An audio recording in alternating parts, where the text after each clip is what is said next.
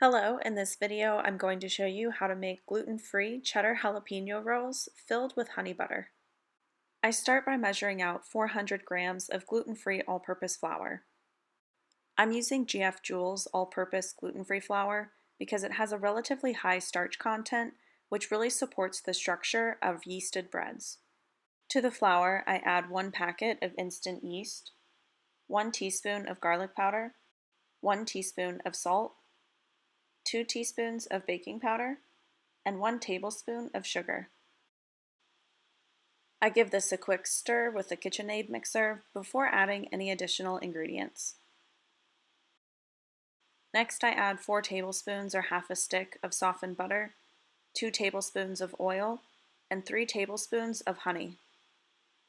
I recommend adding the oil before adding the honey because having oil in the tablespoon measurer will actually make the honey come out easier.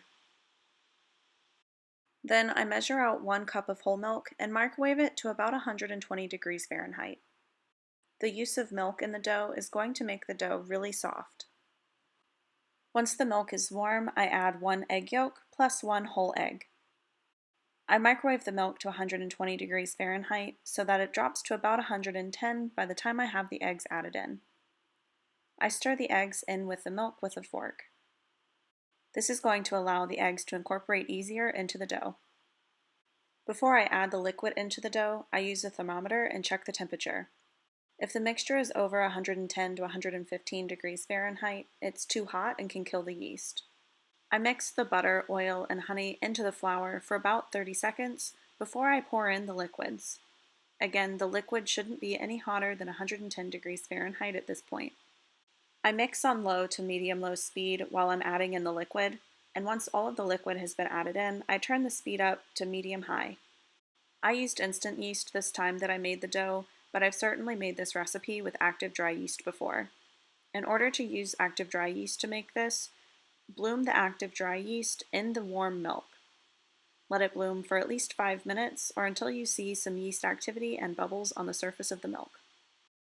I'm going to speed the video up here so this isn't as fast as the mixer is actually turning, but I keep this on medium-high speed for at least 2 to 3 minutes or until the dough looks a little bit fluffier and much lighter in color.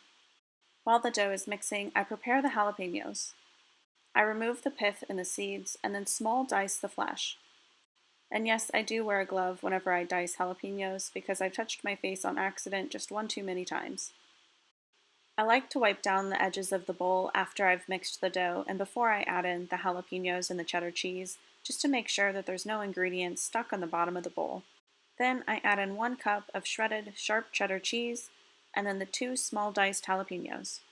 I mix this together on medium-low speed until the jalapenos and the cheese is evenly incorporated. I add about a 1/4 cup of flour to a pastry mat or work surface and then turn the dough out on top of the flour. I work the dough until the 1/4 cup of flour is absorbed just into that very top surface. This is going to prevent the dough from sticking to the mat. Gluten-free dough does tend to be a little bit stickier due to how the flour absorbs the moisture, but if your dough is too sticky that it's sticking to your hands or to the mat, add another tablespoon at a time until the dough reaches the right consistency. Next, I use a rolling pin and roll the dough out into a rectangle. The dough should be about a 1/4 inch thick. I also like to add just a little bit of flour on top of the dough so that the rolling pin doesn't stick to the dough. I roll in all directions so that this doesn't look like an oval, but actually takes on a bit of a rectangular shape. Next, I make the honey butter that I spread on top of the dough. There should be a 2-to-1 ratio of butter to honey. I use 6 tablespoons of softened butter and 3 tablespoons of honey.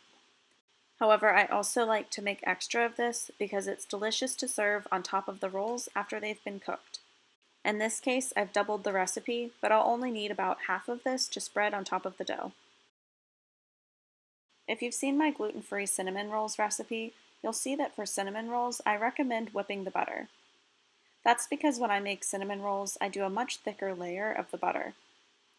However, in this case, I'm doing a very thin layer of the honey butter, and I don't prefer the texture of whipped butter with these style of rolls. Once butter is applied over the top of the rolls, it's time to roll up the dough. I like to roll from the long end of the rectangle, and I regularly pull back on the roll just to make sure that the spiral stays tight. I prefer to bake these rolls in a 9-inch round cake pan, and I found that 9 rolls fits really well in the pan. I measure out the total length of the dough and mark the dough in order to have 9 pieces. Typically when I make these rolls, they end up being 1.25 to 1.5 inches thick. This is a great thickness in order to have a really nice sized portion for everybody that eats the roll. Once I have all 9 pieces of dough cut, I arrange them to fit into my 9-inch round pan. You can absolutely use different sizes of pans and different quantities of rolls depending on how many rolls you want to make. After I have all of the rolls in the pan, I set these aside to rise until they've increased in size by about 50%.